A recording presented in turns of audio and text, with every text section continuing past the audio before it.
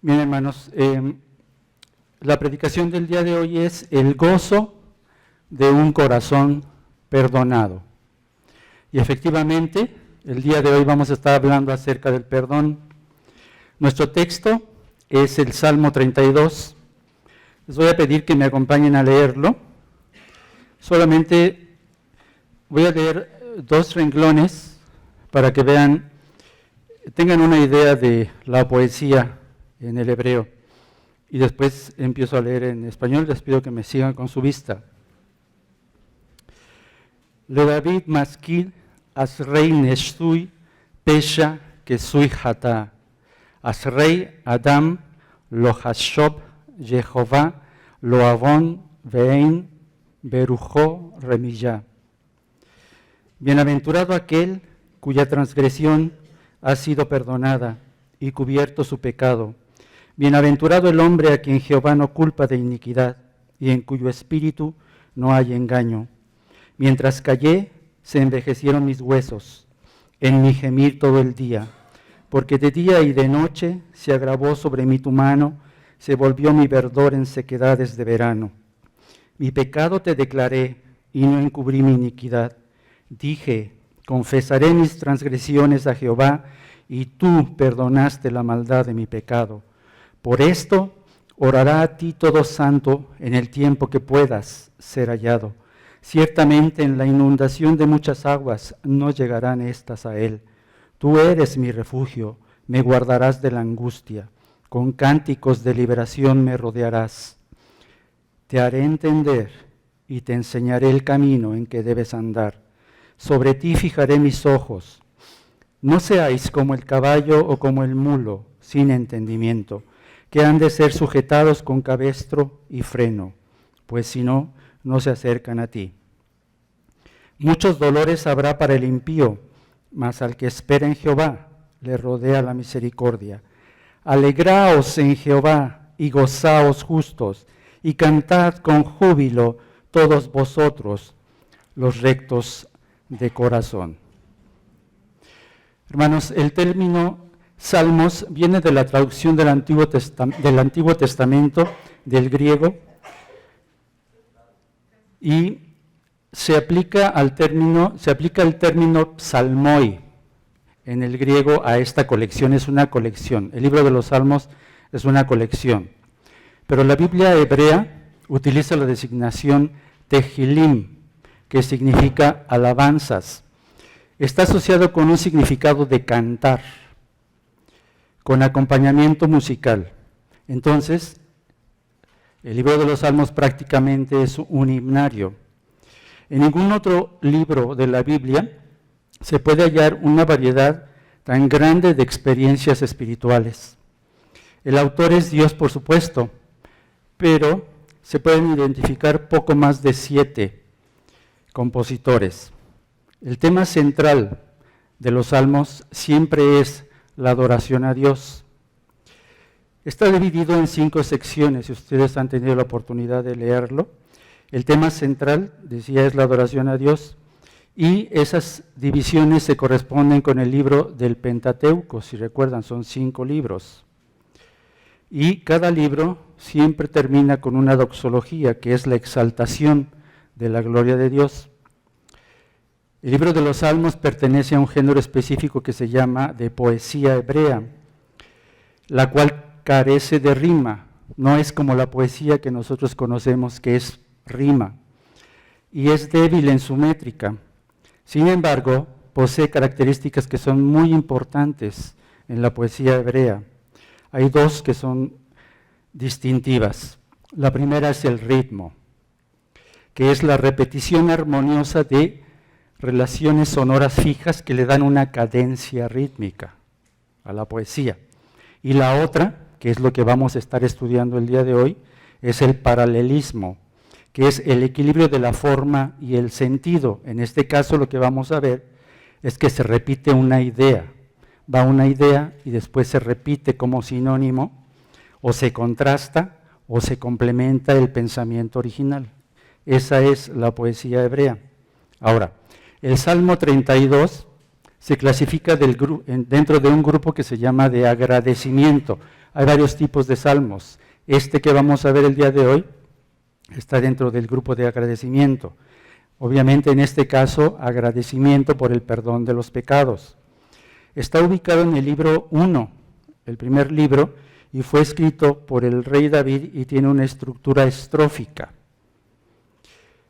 El Salmo 32, es importante que sepamos esto, el Salmo 32 está ligado con el Salmo 51. Ambos se relacionan con la ocasión del gran pecado de David, si recuerdan ahí en 2 de Samuel 11, 1 al 12, 25, el pecado de David con Betsabé y la muerte de Urías. Ese es el contexto. Entonces, el Salmo 51 habla de este contexto y el Salmo 32 también.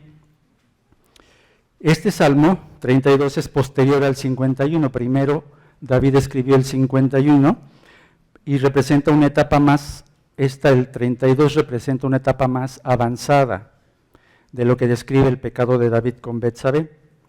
En el 51, si ustedes tienen la oportunidad de leerlo, lo que hace David es describir toda su agonía en su pecado y ora a Dios por el perdón. Siente la convicción del error, pero no describe el gozo del perdón. Lo que sí el Salmo 32, que es el que vamos a estudiar el día de hoy. Ese gozo del perdón que David plenamente había recibido de parte de Dios. Este salmo que hoy estudiamos incluye la oración de gratitud sincera de una persona que llega a adorar a Dios por el simple hecho de que reconoce humildemente sus pecados y recibe el perdón divino. Reconoce sus pecados, recibe el perdón divino. La doctrina del perdón siempre es un tema de vital importancia, hermanos, dentro de la enseñanza bíblica de las iglesias. Parecería ser que de tanto estudiarla ya la entendiéramos perfectamente, que su significado fuera muy claro para nosotros, pero tristemente, sigue habiendo personas que arrastran cadenas de amargura en sus vidas, que les roban la paz y han generado raíces que han crecido hasta convertirse en fuertes robles de resentimiento, de odio y de rencor. Es importante entonces, hermanos, que recordemos que nuestros pecados han sido perdonados por la obra redentora de Cristo en la cruz, pero aunque la experiencia inicial en la salvación y en nuestro andar diario posteriormente, nuestras transgresiones son olvidadas y nuestros pecados han sido cubiertos, la naturaleza pecaminosa no ha sido quitada todavía, no ha sido eliminada, pero ya no es contada como culpa. Eso es muy importante. De manera que vivimos en una lucha interna que Pablo describe así: porque según el hombre interior, me deleito en la ley de Dios, pero veo otra ley en mis miembros que se rebela contra la ley de mi mente y que me lleva cautivo a la ley del pecado que está en mis miembros. Allá en Romanos 7, 22 y 23. ¿Qué es lo que estamos viendo entonces, hermanos? El pecado mora en nosotros. Esa es la conclusión a la que llega Pablo. Por lo cual, seguimos necesitando del perdón de Dios. Tenemos el caso del rey David, conocemos su historia, un hombre conforme al corazón de Dios, fue elegido por Dios, pero este hombre dio cabida a la iniquidad en su vida, y no solo pecó, sino que encubrió y cayó su pecado. Así que, hermanos, ninguno de nosotros puede estar exento de caer en pecado como lo hizo David. Hay muchas personas que viven en un continuo estado de angustia por esa razón, en desesperación, en miedo, en angustia, tristeza, porque han decidido callar sus faltas, porque han decidido negar el perdón a otras personas, olvidando la misericordia de Dios que obró en sus vidas. Pero debido a que uno de los mayores anhelos de la humanidad siempre ha sido la búsqueda de la felicidad, las personas tratan de cubrir ese estado de angustia, esto que acabo de describir, angustia y dolor en cosas materiales, cosas vanas como el prestigio, como el poder, menospreciando con ello el verdadero significado de la felicidad que proviene del perdón de los pecados. Cuanto más lo que alcanzan a hacer para acallar la culpa es asistir a psicoterapia, a grupos de ayuda o de superación personal que incentivan la salud mental y la salud espiritual, exaltando únicamente las cualidades humanas y desechando totalmente los atributos de Dios. Vean lo grave que es esto. Por esta razón, hermanos, es importante que el día de hoy estudiemos 5 virtudes que se desprenden del arrepentimiento y la confesión de pecados que te ayudarán a comprender el significado profundo del perdón y te motivarán a vivir una vida plena de gozo, en adoración continua a nuestro Padre Celestial y en constante comunión unos con otros. Repito, estudiaremos 5 virtudes que se desprenden del arrepentimiento y la confesión de pecados que te ayudarán a comprender el significado profundo del perdón y te motivarán a vivir una vida plena de gozo en adoración continua a nuestro Padre Celestial y en constante comunión unos con otros. Y habremos de ver 5 de estas virtudes. La primera, veremos que el perdón genera gozo en plenitud, en el versículo 1 y 2. También convicción dolorosa, en una segunda parte, versículos 3 y 4. Comunión restaurada, versículos 5 y 7. Consuelo, un consuelo que edifica, en los versículos 8 y 10. En la parte 4 y en la parte 5, gratitud que motiva, en el versículo 11. Estaremos analizando este bello salmo de este libro hermoso, Salmo 32. Veremos el primer punto, gozo en plenitud. Hermanos, este Salmo 32 es el segundo salmo de 7 penitenciales y habla de una experiencia personal. En el original hebreo, el versículo comienza realmente en Salmo de David Másquil. Así comienza el versículo 1 en el hebreo. En nuestra versión comienza en la palabra bienaventurado y lo demás sube como un título, si se fijan. Ahora, este título Másquil lo identifica como un salmo para la enseñanza y la meditación. Ellos así definían los salmos. Un salmo que da instrucción y en verdad, hermanos, créanme, no hay otra cosa de mayor necesidad que el ser enseñados respecto a la naturaleza genuina de la felicidad o la bienaventuranza. Veamos los 2 primeros versículos. Bienaventurado aquel cuya transgresión ha sido perdonada y cubierto su pecado. Bienaventurado el hombre quien Jehová no culpa de iniquidad y en cuyo espíritu no hay engaño. Vayan viendo el paralelismo. Si se fijan, hay 3 palabras claves en esta parte. Las vamos a ir viendo. Pero vean, noten cómo comienza con una afirmación teológica y práctica de lo que constituye la verdadera felicidad. Bienaventurado. Es una bella proclamación que hace de la doctrina del perdón, es lo que vamos a estar estudiando. Bienaventurado. Es una manera de aludir a la gente dichosa, a la gente feliz. Equivale a decir, oh, cuán feliz, qué dichoso. Y está haciendo alusión a la felicidad.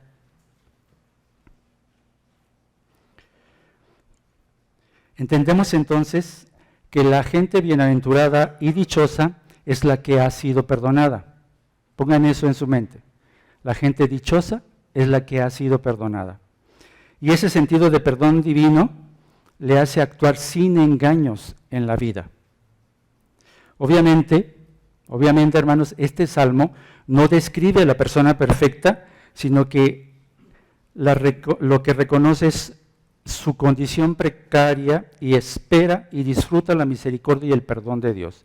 Describe una persona que reconoce su condición y que necesita el perdón de Dios. Eso es lo que describe este salmo. El gozo, pues, refiriéndonos a la felicidad, que para nosotros es el gozo, viene al pecador debido a que Dios le ha perdonado totalmente. Por eso es dichoso, por eso es feliz. Ahora sí, noten el paralelismo. Hay 3 sinónimos que utiliza el salmista que denotan pecado.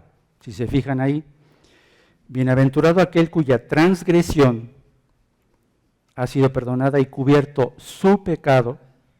Bienaventurado el hombre a quien Jehová no culpa de iniquidad. Transgresión. Es una palabra, pesha, el original hebreo. Significa una desobediencia deliberada. Alguien desobedece deliberadamente e involucra rebelión, alta traición contra el soberano. Es la palabra más fuerte en el hebreo y más seria que hay en el Antiguo Testamento para designar el mal, pesha. Dice el Salmo 51:1, ten piedad de mí, oh Dios, conforme a tu misericordia, conforme a la multitud de tus piedades, borra mis rebeliones. A eso está haciendo alusión en esta parte. Ahora también dice pecado, jatá, que hace referencia a haberse desviado del propósito. Dios ha trazado en su voluntad un propósito, una línea. El desviarte de esa línea es pecado. Y eso es lo que hace mención aquí, es errar el blanco. Es una ofensa contra el estándar de Dios, el pecado. ¿Ok? Como el Salmo 51 en la segunda parte, lávame más y más de mi maldad y límpiame de mi pecado. Y la tercera palabra sinónima de pecado es iniquidad, awon. Implica depravación, un estado de actuar perversamente, una distorsión voluntaria de la voluntad de Dios. Y por supuesto enfatiza la responsabilidad que el hombre tiene por esto que hace, por esta iniquidad que tiene. Ahora, hablando de paralelismos, vean cómo se corresponden las 3 explicaciones que hace del perdón que proviene de la misericordia de Dios. 3 sinónimos, 3 explicaciones para el perdón. Dice ahí que la transgresión perdonada, la transgresión ha sido perdonada. Es decir, la transgresión es quitada y el rebelde es regresado a su lugar de súbdito, fiel a su Señor celestial, regresa a su lugar. ¿Sí? Ahora, la segunda parte, cubierto su pecado. Transgresión perdonada, pecado cubierto. Equivale a borrado. Es lo que Dios hace. Cuando te perdona, borra tu pecado. Dios ya no lo toma en cuenta. El fracaso y la vaciedad que generan el pecado, al ser perdonado, al ser cubierto, son colmados con la plenitud de Dios. No vaciedad, plenitud de Dios. Y tercero, no atribuye iniquidad, o sea, no atribuye culpa. A tu iniquidad, Dios no le atribuye culpa. No se le acusa más de transgredir la ley, sino que le imputa la justicia de Dios porque su gracia ha actuado. No tu justicia, sino la justicia de Dios te la atribuye. Eso significa. Como dice en Romanos 8:1, ahora pues ninguna condenación hay para los que están en Cristo Jesús, los que no andan conforme a la carne, sino conforme al corazón. Este es, hermanos, entonces el resumen de la experiencia cristiana de la justificación, en bellas palabras de poesía, de la justificación y la regeneración, pero fíjense bien que Pablo retoma estas palabras en Romanos 4, 6 al 8, Y ahí en Romanos 4, de 6 a 8, él dice, como también David habla de la bienaventuranza del hombre a quien Dios atribuye justicias en obras, diciendo, bienaventurados aquellos cuyas iniquidades son perdonadas y cuyos pecados son cubiertos. Bienaventurado el varón a quien el Señor no inculpa de pecado. ¿Qué significa que Pablo retome las mismas palabras? Si esta es la experiencia inicial de la salvación y posteriormente, como decíamos, en nuestro andar diario, nuestras transgresiones no solo son olvidadas y nuestros pecados cubiertos y nuestra naturaleza sigue estando ahí, lo que nos está explicando aquí Pablo en Romanos 4, 6 al 8 es que esta doctrina de la salvación es la misma tanto en el Nuevo Testamento como en el Antiguo Testamento. Siempre ha existido un solo camino para la salvación, el perdón mediante la fe en Cristo. David fue perdonado por su fe en Cristo, no por sus propios esfuerzos para mejorar su vida o para hacer reparación de sus pecados. Eso es lo que nos están diciendo, es la doctrina del perdón. Ahora, fíjense bien, la triple afirmación de perdón, hay 3 veces, habla 3 veces del perdón. Esa triple afirmación enfatiza la dicha de la persona. Lo que quiere exaltar es la dicha que puede tener una persona que es perdonado, y se reitera 3 veces. Dios le asegura el perdón. La justificación significa que Dios, el juez justo, ha declarado que nuestros pecados son perdonados. ¿Por qué? Porque Cristo ya pagó por ellos en la cruz. Por eso hay perdón. Fíjese bien que la tercera afirmación, bienaventurado el hombre a quien Jehová no culpa de iniquidad, es especialmente importante porque muestra que el perdón se basa, fíjense bien, en el veredicto de Dios.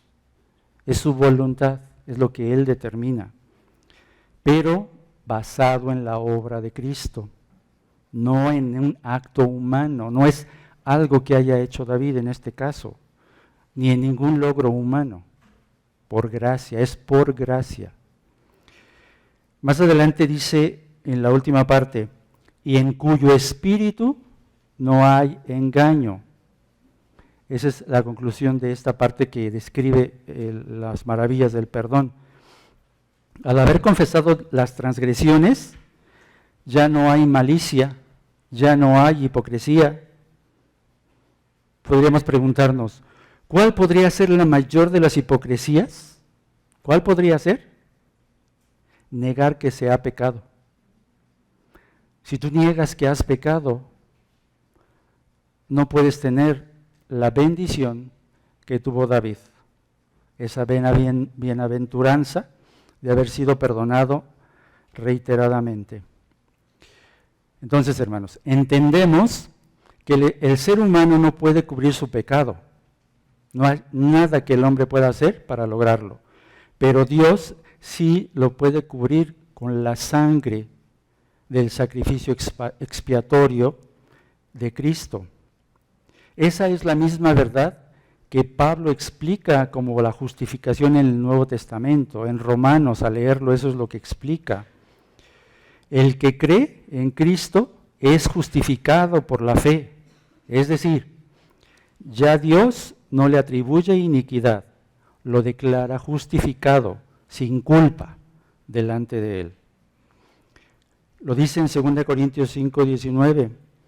Dios estaba en Cristo reconciliando consigo al mundo, no tomándoles en cuenta a los hombres sus pecados, y nos encargó a nosotros la palabra de la reconciliación.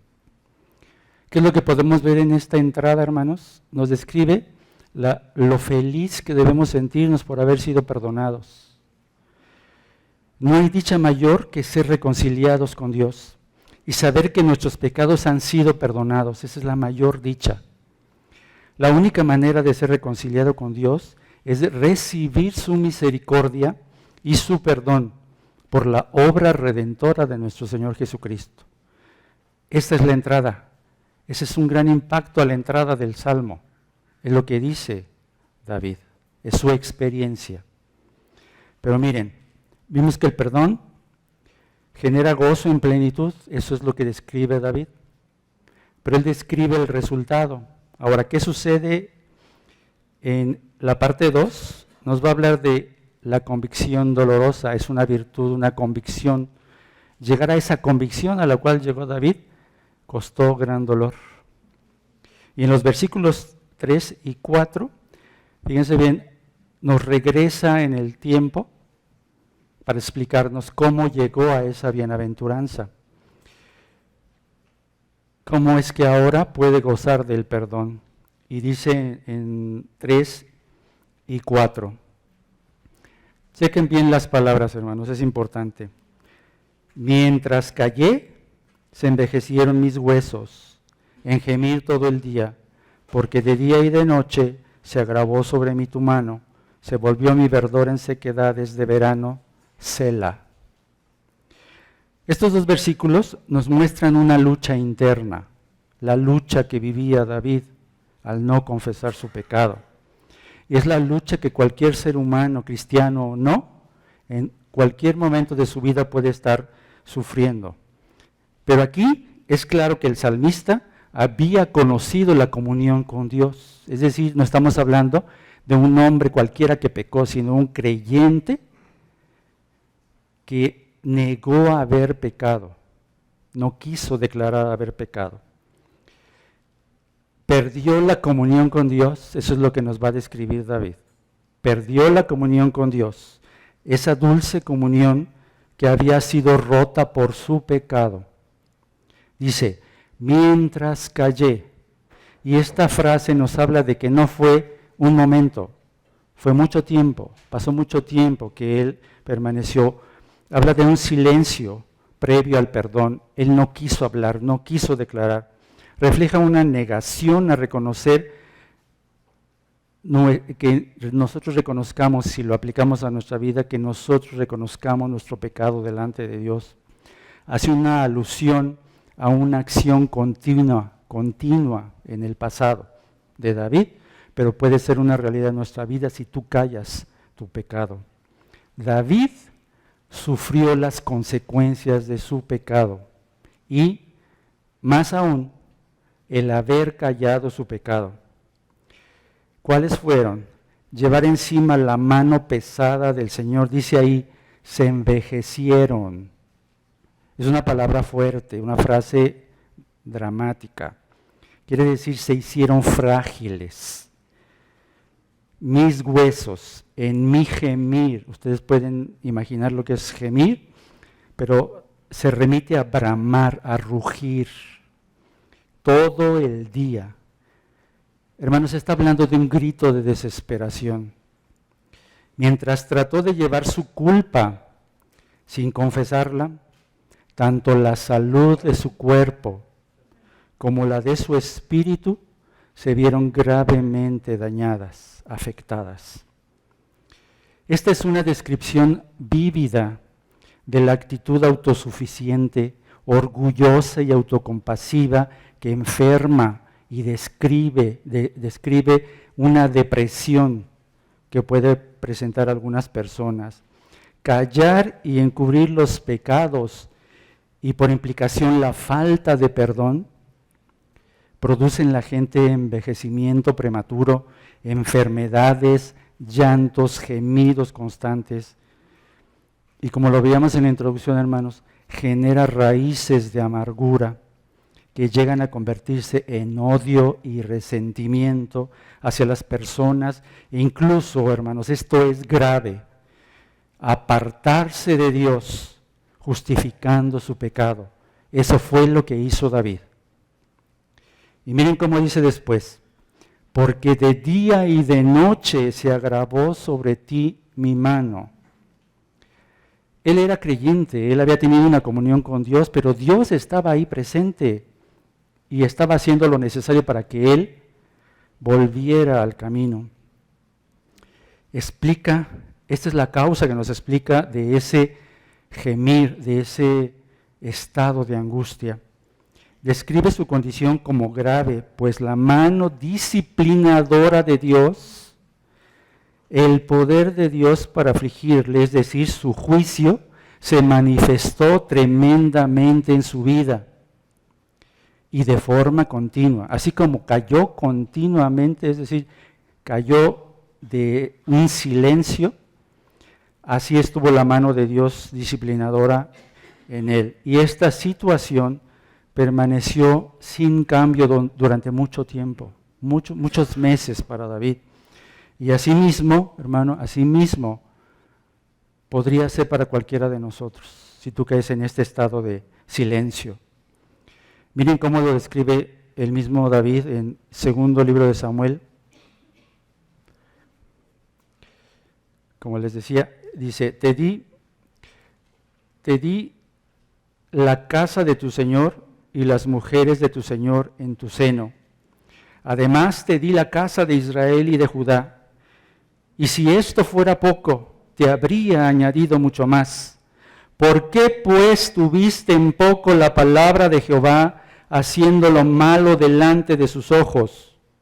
A Urías Heteo heriste a espada, y tomaste por mujer a su mujer, y a él lo mataste con la espada de los hijos de Amón. Por lo cual ahora no se apartará jamás de tu casa la espada, por cuanto me menospreciaste y tomaste la mujer de Urías Heteo para que fuese tu mujer. Así ha dicho Jehová, he aquí, yo haré levantar el mal sobre ti de tu misma casa y tomaré tus mujeres delante de tus ojos y las daré a tu prójimo, el cual yacerá con tus mujeres a la vista del sol, porque tú lo hiciste en secreto, mas yo haré esto delante de todo Israel y a pleno sol. Esa fue la sentencia de Dios, esa fue la mano disciplinadora de Dios. Y David calló, David guardó silencio y no confesó. Hermanos, no os engañéis, Dios no puede ser burlado, pues todo lo que el hombre sembrare, eso también segará. Gálatas 6, 7. No te confíes solo porque eres cristiano. David amaba a Dios, caminaba con Él, tenía comunión con Dios, y un día decidió dar pie a su iniquidad y dar entrada a la transgresión. Pero Dios, al que ama, disciplina y azota a todo el que recibe por hijo. Hebreos 12:6. Y eso fue lo que ocurrió en la vida de David. Si tú persistes en callar tu pecado, en resistirte incluso a perdonar a tu hermano que te ha ofendido, corres el riesgo de cauterizar tu conciencia y de no proceder a arrepentimiento.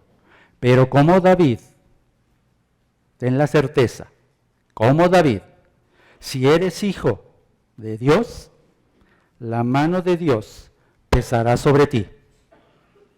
Miren cómo describe el proceso en la segunda parte del verso 4. Volvemos a nuestro texto.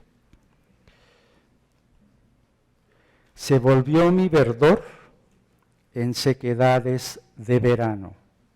Es una ilustración que nos puede dar la idea de cómo era el proceso. Es una analogía de la naturaleza. La savia que fluye a través de la planta le nutre y le da vida. Así, los fluidos vitales del cuerpo al ser humano le dan vida y le dan salud.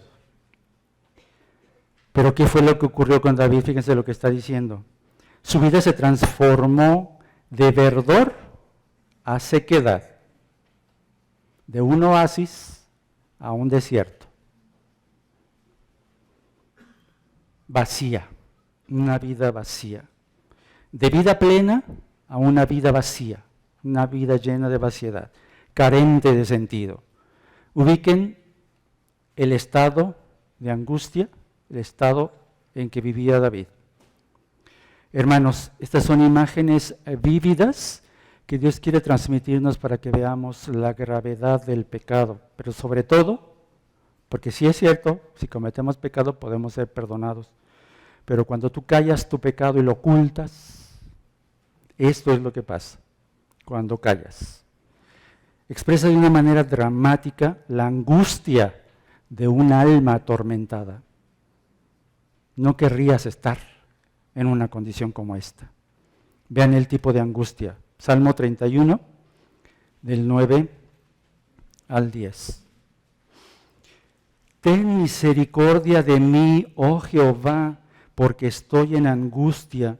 Se han consumido de tristeza mis ojos, mi alma también y mi cuerpo, porque mi vida se va gastando de dolor y mis años de suspirar. Se agotan mis fuerzas a causa de mi iniquidad y mis huesos se han consumido.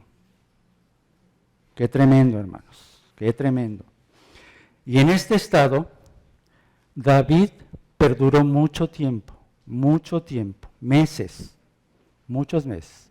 Y en este estado podrías caer tú, si tú guardas silencio. Pero dice 1 de Juan 1:8, 1 de Juan 1:8. Si decimos que no tenemos pecado, nos engañamos a nosotros mismos y la verdad no está en nosotros. No te engañes. Callarse cuando uno debe confesar es engaño. No vale la pena postergar la confesión y el arrepentimiento. Dice el comentarista Brenman, el pecado es como una serpiente. Cuando uno la cubre, la mantiene caliente para que pueda picar y herir más fuerte, inyectando más veneno de maldad. Un creyente que ha conocido la paz y la comunión con Dios, tengan como certeza estos, hermanos, siempre estará triste e inquieto cuando está rota esta comunión, pues el Espíritu Santo que mora en él estará de continuo redarguyéndole. El perdón no solamente genera gozo, nuestro primer punto, en plenitud, sino que trae una convicción que suele ser dolorosa, sino que además genera comunión restaurada. Nos restablece en la comunión con Dios. Y vamos a ver versículos del 5 al 7. Vean el paralelismo del versículo 5. Seguimos con los paralelos. Mi pecado te declaré, pecado. No encubrí mi iniquidad. Dije, confesaré mis transgresiones a Jehová, y tú perdonaste la maldad de mi pecado, Selah. ¿Qué notan? Los tres sinónimos de pecado los volvemos a tener aquí, y David dice que declaró su pecado, que no encubrió su iniquidad y que confesó sus transgresiones. ¿Qué implica esto, hermanos? Abrió su corazón al Señor y descargó toda la podredumbre que había en su vida y confesó todo. Este es el punto central del Salmo, hermanos, el punto central. El salmista confiesa su pecado a Dios. Es una fórmula sencilla: confesar, humillarse, reconocer que se hizo mal. El pecador inconverso necesita creer para ser salvo. Eso es algo que conocemos, ya sabemos. Pero el creyente pecador ha de confesar, arrepentido su pecado, también para ser perdonado. ¿Esto qué quiere decir? Que si tú eres creyente, vas a seguir pecando. Pero ¿sabes qué? No guardes silencio, para que no caigas en un estado de angustia como el que describe David. Toma experiencia. Dice 1 de Juan 1:9, si confesamos nuestros pecados, Él es fiel y justo para perdonar nuestros pecados y ¿qué? Limpiarnos de toda maldad. Él está ahí y Él va a hacer lo posible para que te arrepientas. Va a esperar. Él va a esperar. La idea que nos transmite entonces todo esto es un proceso. El caso de David fue un proceso. Él tuvo que pasar todo esto para entenderlo y hacerlo, tomar la iniciativa para confesar. Y como vimos, fue un proceso muy doloroso, porque cayó. No es un acto instantáneo. A veces el pecado pesa y no es tan fácil confesarlo, sobre todo cuando tienes que pedirle perdón a un hermano. No es fácil, es un proceso. Pero él empezó reconociendo que estaba en pecado. Eso es lo que tú tienes que hacer. Primero, reconocer que estás en pecado.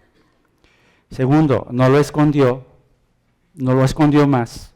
Salió de la oscuridad para estar de acuerdo con Dios. Y finalmente vino la confesión, descargó. Ahora, noten los 3 verbos que utiliza. Declaré, no encubrí, confesaré. Los 3 denotan un sentido intenso, muy intensivo, compasión, que dan la idea de una necesidad apremiante. Eso es lo que David tenía, una necesidad apremiante de ser perdonado, un sentido de urgencia. Y entonces, solo al declarar su pecado y al confesar sus rebeliones, experimentó el perdón divino. El silencio, vean el contraste, el silencio del salmista, ¿qué trajo? Dolor y angustias. ¿Y su confesión que propició? La misericordia de Dios y perdón. Es un contraste. Mientras el pecador tarda en reconocer su transgresión, es lo que pasó con David, tardó mucho en reconocer su transgresión y, por tanto, en pedir el perdón, solicitar el perdón de Dios como un proceso. Fíjense la diferencia, dice ahí en el 6. Primero habla David, hablando de sí, y después se dirige a Dios de manera personal y dice, y tú perdonaste la maldad de mi pecado. Ahí no hay dilación, hermanos. En el momento en que David confesó y reconocía delante de Dios su condición, en ese mismo momento Dios le perdonó. Instantáneo. Ahí no hay procesos. Si Dios te perdona, es ya. Dios te perdona. Entonces, es una acción perfecta, una acción que Dios realiza, perfecta, completada, que trasciende al presente. Es decir, ese perdón no es nada más para ese momento, ese perdón trasciende. Por eso eres salvo, por eso eres cristiano, porque es un perdón que trasciende. En su confesión, el salmista usa las mismas 3 palabras con las que inició: pecado, iniquidad y rebeliones. En la poesía hebrea, cuando hay estos paralelismos, estas repeticiones, para dar un énfasis, la importancia de lo que se está expresando. Pero noten el contraste, un nuevo contraste en el versículo 6. Ahora se enfoca en Dios, vean la atención enfática hacia Él. Por esto orará a ti todo santo en el tiempo en que puedas ser hallado. Ciertamente, en la inundación de muchas aguas no llegarán estas a Él. Fíjense bien, por esto. Ahora va a dar la causa, va a dar lo que le motiva a la adoración. Al comprobar una vez más que el Señor es el Dios que está dispuesto a perdonar, ahora se enfoca en hacer una declaración universal para que todos los creyentes, todos los que han creído en Dios, sepan. Y se traduce en una exhortación para los hombres justos. ¿Para qué? Por esto orará en todo tiempo. Eso quiere decir que todos aquellos que entiendan lo que Él está explicando van a tener como recurso la oración para estar confesando, para estar delante de Dios y confesar sus transgresiones, para solicitar en la misericordia de Dios el perdón por nuestros pecados. Entonces, luego de evaluar las implicaciones transformadoras de su experiencia en el silencio, David, de su confesión y su perdón, ahora abre a la comunidad que es sensible a la voz divina. Nosotros somos parte de ello. Dice ahí, todo santo, a unirse a esta manifestación de arrepentimiento y de confesión.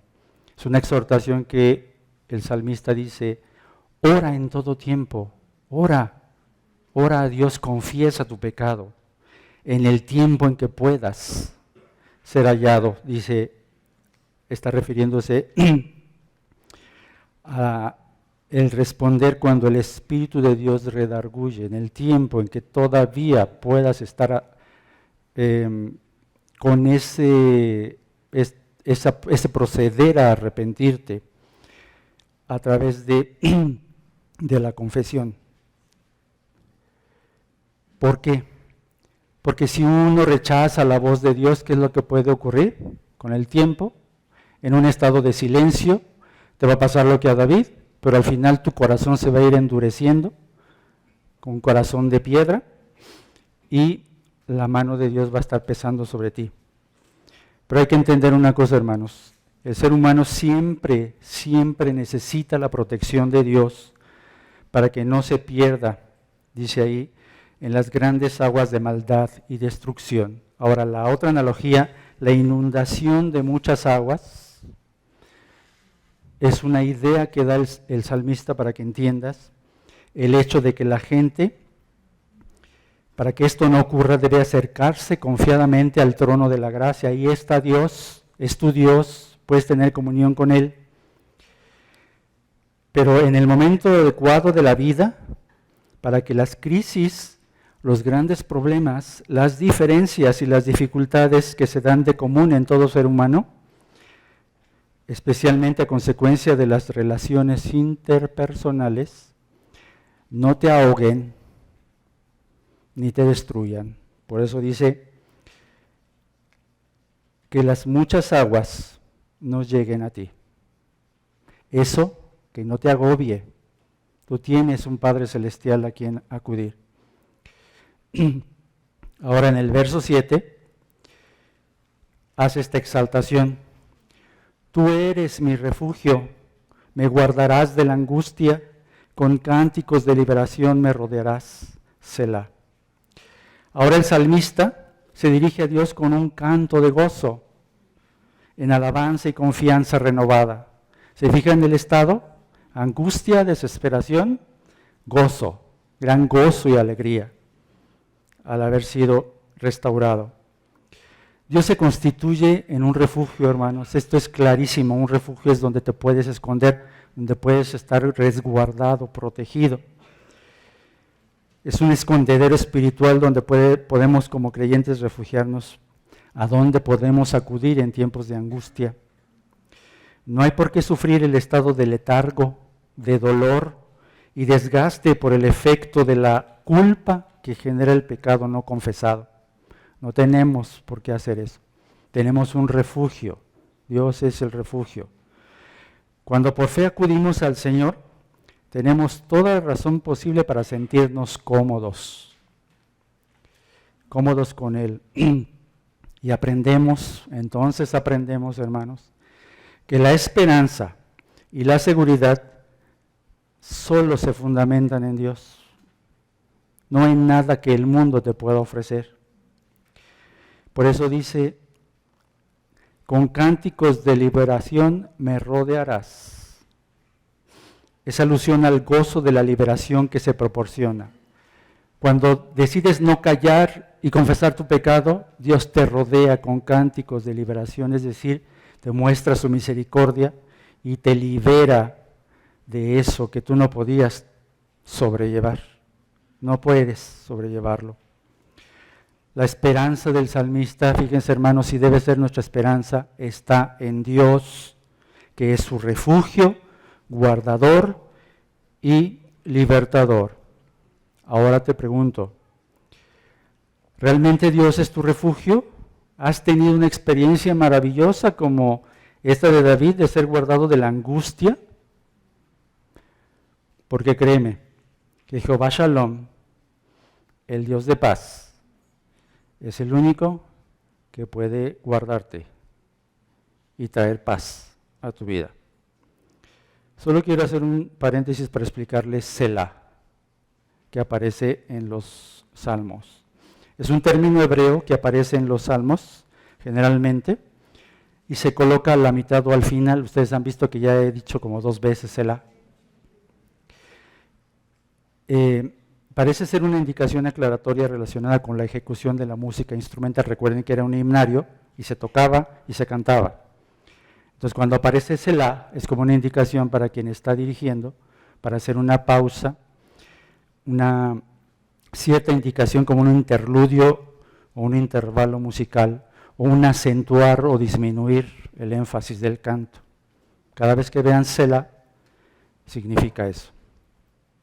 Ahora retomamos. La primera virtud que vimos, el gozo en plenitud.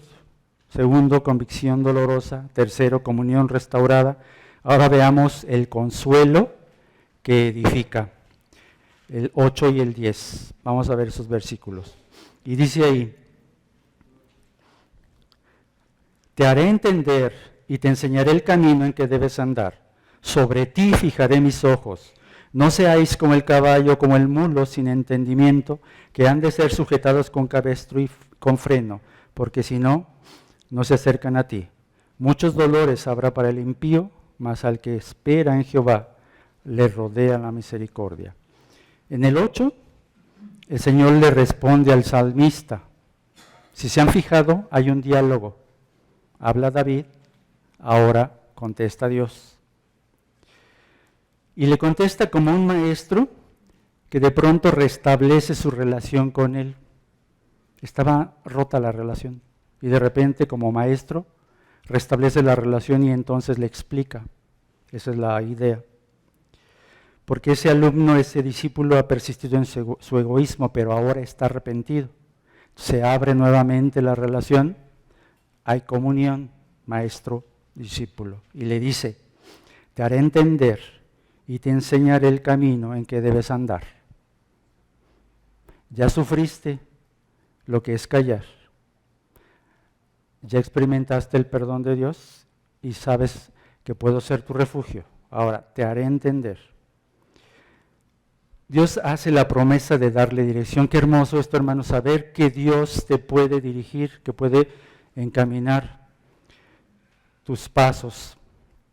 Todo creyente necesita la guía de Dios en su vida, eso es clarísimo. Y Dios promete guiarnos. Nuestro Salvador es nuestro instructor, nos instruye con su palabra y con el Espíritu Santo. Cuando estamos en comunión con Él, podemos reconocer esta dirección. Porque lámpara es a mis pies tu palabra y lumbrera a mi camino. El Salmo 119:5. Luego dice, esta frase es importante: sobre ti fijaré mis ojos. Sobre ti fijaré mis ojos. Es una frase que solo son 2 palabras en el hebreo. Para nosotros implica más, pero en el hebreo son solo 2 palabras.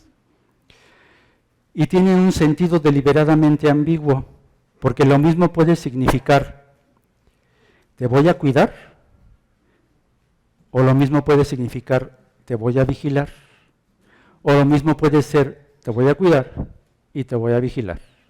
Esa es la idea de esta frase. De cualquier forma, indica la delicadeza de la dirección. Dios nos va a dirigir. Cuando uno está en estrecha comunión con otro, los ojos pueden indicar algo. No solamente en el caso de que fijará Dios sus ojos, sino que cuando estamos en comunión entre hermanos, los ojos pueden indicar mucho. Cuando tú tengas comunión con los hermanos, realmente involúcrate y mira detalles como esos. Los ojos pueden decir mucho. De este modo, el creyente debe ser sensible a la voz del Espíritu Santo, porque Él, dice Juan 16:13, Él nos guiará a toda la verdad. La forma en que Dios te va a guiar es a través del Espíritu Santo. Escucha la voz de Dios a través del Espíritu, obviamente, por su palabra. Nos hace entender que Dios estará vigilando, pero también dirigiendo nuestro camino. Es una promesa, es una gran promesa, hermanos. Aferrémonos a esa promesa de dirección divina que acompaña siempre a su perdón. Cuando Dios te perdone porque tú te has arrepentido y vienes a Él, Dios te promete dirección. ¿No crees que esto es maravilloso? La certeza de saber que, como él dice el Salmo 34:15, los ojos de Jehová están sobre los justos y atentos sus oídos al clamor de ellos. Dios está atento, Dios espera, Dios te escucha. El verso 9 nos sigue explicando la respuesta de Dios. Comienza, fíjense bien, con un mandato prohibitivo. Es una prohibición, no seáis, no seáis. Es enfático. Y mediante una analogía hace un fuerte contraste en lo que significa que el Señor le hará entender el camino que debe proseguir en la vida en contraposición a las actitudes irracionales de los animales. Entendimiento, falta de entendimiento. Es el contraste. El caballo y el mulo, fíjense, ¿por qué ponen el caballo y el mulo? Son animales que deben ser sujetados y movidos con cabestro y freno, ahí lo dice. ¿Por qué? En su naturaleza no se les da obedecer. No te obedecen. No tienen capacidad, la capacidad de entendimiento para poder saber que ese es su trabajo, que deben seguir tus órdenes. No se da. Necesitan ser domados. Alguien que les guíe, alguien que les fuerce a hacerlo. Dice Proverbios 26:3, el látigo para el caballo, el cabestro para el asno, y la vara para la espalda del necio. Por eso necesitan aditamentos especiales el caballo y el mulo, porque si no, no se acercan a ti. Fíjese la analogía. Dice, te haré entender el camino, acude a mí, yo te indicaré. Y te dice, no seas como estos animales, sin entendimiento. Hay un matiz de ironía en esta frase, hermanos. Es irónico. Es mejor ser sensibles a la voz del Señor, que nos va indicando el camino, que ser forzados a hacerlo a través de su mano disciplinadora. ¿Qué quiere ser? Un entendido que sigue, escucha la voz de Dios y le sigue, porque Él te enseña el camino, o como el caballo y el mulo, que le tienen que poner aditamentos y forzarlos a obedecer a través de la disciplina. Termina con un paralelo más, contrastando el resultado de estar al lado de la rebelión en contraposición a la sujeción en obediencia. Fíjense bien, la actitud rebelde y hostilidad hacia Dios va a traer dolores.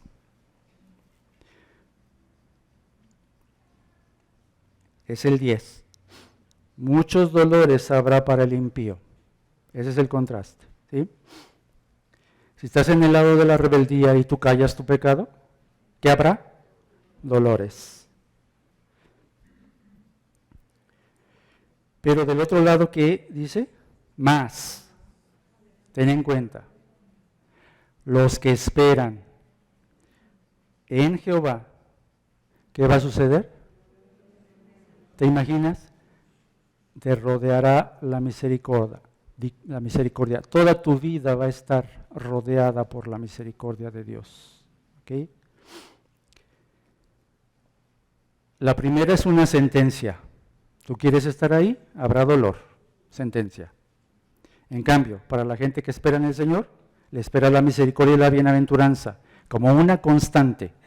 Y es una promesa. ¿Qué quieres? ¿Una promesa? ¿Una sentencia o advertencia? ¿Con qué lado te identificas? O mejor aún, ¿en qué lado se ha venido desarrollando tu vida? ¿En qué lado?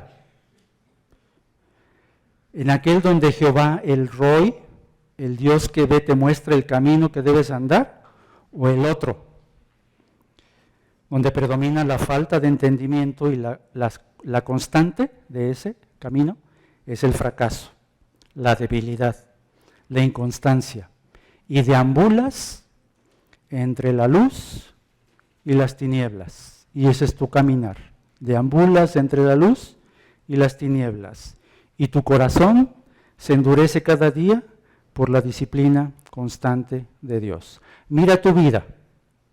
¿Cómo está tu comunión con el Señor? ¿Cómo está tu relación con tus hermanos en Cristo? ¿Y cuál es tu testimonio para los de afuera? Aprovecha el privilegio de ser hijo de Dios. No lo desprecies. Aprovecha ese privilegio y ven a los pies del Maestro. Ahora hemos visto que el perdón genera gozo en plenitud, convicción dolorosa, comunión restaurada y consuelo que edifica. Vamos a ver cómo el salmista termina en gratitud, una gratitud que motiva. 11. Alegraos en Jehová y gozaos justos, y cantad con júbilo todos vosotros los rectos de corazón. ¿Se fijan el cambio? Misericordiosa de Dios. Vean el paralelismo a lo largo del Salmo. Todo santo, el 6. El que espera en Jehová, versículo 10. Los justos y los rectos de corazón, en el 11. ¿Qué observas aquí? ¿Para quién está dirigido este salmo? La enseñanza es para la iglesia cristiana, quien debe afirmar la importancia del perdón y del arrepentimiento, entendiendo que el perdón divino y humano no es el resultado, escucha bien, esto no es el resultado de la psicoterapia, de los grupos de autoayuda o de superación personal que incentivan la salud mental y espiritual. De acuerdo a los pasajes que estudiamos, el perdón se fundamenta en el arrepentimiento sincero y genuino delante de Dios. No hay perdón sin confesión de pecados, sin identificación de la transgresión. El silencio del salmista, es decir, su deseo de encubrir su vida y sus acciones, no facilitó de ninguna manera la misericordia de Dios, no la facilitó. Aunque la confesión de los pecados se hace únicamente ante Dios, el salmista reconoce públicamente que debe arrepentirse y llega ante Dios con actitud de humildad. Es decir, sí es tu responsabilidad delante de Dios, pero hay una congregación que es el cuerpo de Cristo, ante los cuales también hay que arrepentirse y hay que cambiar. El perdón lo brinda el Señor, pero la comunidad cristiana es importante en el proceso. No destruyas al derribado, no destruyas al que está en disciplina. Ayuda a restaurarlo y tú mismo ser restaurado en amor. Eso es lo que nos dice. Pues cada uno de nosotros puede ser testigo de la actitud de la persona que desea el perdón y la misericordia de Dios. Solo un corazón perdonado puede albergar gozo y tener expresiones de júbilo por la misericordia de Dios. Y esto se refleja en plena comunión con el Señor y con sus hermanos, no solo con el Señor, con sus hermanos. Dice 1 de Juan 1, 6 y 7. Si decimos que tenemos comunión con Él y andamos en tinieblas, mentimos y no practicamos la verdad. Pero si andamos en luz, como Él está en luz, tenemos comunión unos con otros, y la sangre de Jesucristo su Hijo nos limpia de todo pecado. Ahora bien, dice la Biblia en Mateo 6:14, que si perdonáis a los hombres sus ofensas, os perdonará también a vosotros vuestro Padre Celestial. Mas si no perdonáis a los hombres sus ofensas, tampoco vuestro Padre os perdonará vuestras ofensas. Es el mismo principio de arrepentimiento, de confesión y de perdón. ¿Te acuerdas de la parábola de los dos deudores? Mateo 18, 23 al 35. El rey le perdonó a un siervo que tenía una gran deuda con él. Todo lo que debía lo pagó, lo perdonó. Porque este siervo, postrado, le imploró misericordia y entonces fue perdonado. Pero este siervo malo le exigió a un consiervo suyo una deuda menor que le debía y no paró hasta mandarlo a la cárcel para que le pagara hasta el último centavo. Cuando el rey se enteró, le recriminó su falta de misericordia diciéndole: siervo malvado, toda aquella deuda te perdoné porque me rogaste. ¿No debías tú también tener misericordia de tu consiervo como yo tuve misericordia de ti? Entonces su señor, enojado, le entregó a los verdugos hasta que pagase todo lo que debía. Así también mi Padre Celestial hará con vosotros, si no perdonáis de todo corazón a cada uno, a su hermano, sus ofensas. Hermano y hermana, ¿cómo andas en el área del perdón? Estoy cierto que en este salón hay más de una persona que ha sufrido el agravio, que le han robado, que le han ofendido, que le han discriminado, que han abusado de ella en múltiples formas, múltiples maneras, que hay esposos o esposas dolidos, con gran dolor en su corazón. ¿Y qué decir de la congregación, donde hay malos entendidos, chismes y rumores que generan disensión, que quebrantan la unidad y fracturan la comunión? Cuidado, hermanos, ¿cómo podemos seguir tomando la cena del Señor cuando no nos hemos puesto a cuentas con nuestros hermanos? Pues bien, dice Marcos 11:25, y cuando estéis orando, perdonad, si tenéis algo contra alguno, para que también vuestro Padre que está en los cielos os perdone a vosotros vuestras ofensas. Porque si vosotros no perdonáis, tampoco vuestro Padre que está en los cielos os perdonará vuestras ofensas. Y en Santiago 5:16, confesaos vuestras ofensas unos a otros y orad unos por otros para que seáis sanados. La oración eficaz del justo puede mucho. Finalmente, Efesios 4:32, antes sed benignos unos con otros, misericordiosos, perdonándoos unos a otros, como Dios también os perdonó a vosotros en Cristo. Esta es la aplicación, hermanos, de lo que acabamos de estudiar. Perdonar es una gracia espiritual que todos los cristianos debemos llevar a cabo. Terminamos. Cuando decidas aventurarte en el proceso del perdón, hay aspectos que debes considerar. Comienza pensando, de acuerdo a los sufrimientos de Cristo, aún no he sufrido hasta la cruz, quizá ni siquiera he atravesado la cruz.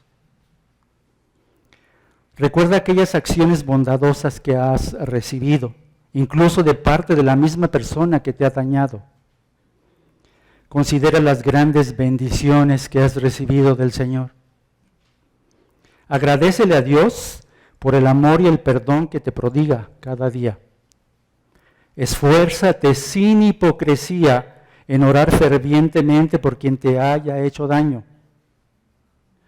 Pero ve aún más lejos. Busca alguna oportunidad para ayudarle, para traducir el amor en actos genuinos de perdón. Si la ofensa es especialmente dolorosa y difícil de olvidar, intenta cubrirla poniendo en su lugar pensamientos bondadosos y generosos. Por último, al final de tu día, haz un ejercicio de reflexión donde te repases lentamente con la óptica de Dios, no la tuya, todo aquello que aún te lastima, las personas que aún rechazas y a quienes le das la vuelta, recordando siempre aquella frase de la oración del Señor: perdona nuestras deudas, como también nosotros perdonamos a nuestros deudores. recordando en todo momento los principios que aprendiste hoy.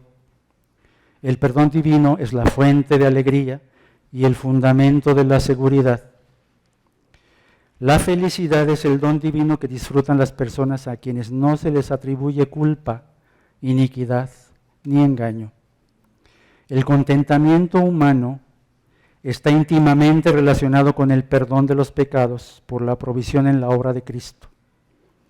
La gente dichosa es aquella que reconoce que el camino del éxito en la vida no es el de encubrir las rebeliones, sino de la confesión humilde. El gozo verdadero es estar en comunión con Dios, pero también con los hermanos en la fe. El perdón divino se fundamenta en el arrepentimiento, no en la buena conducta de las personas, ni en el carácter bondadoso que puedan mostrar. Y finalmente, llévense esto, hermanos.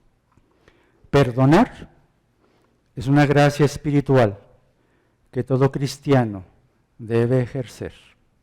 Oremos.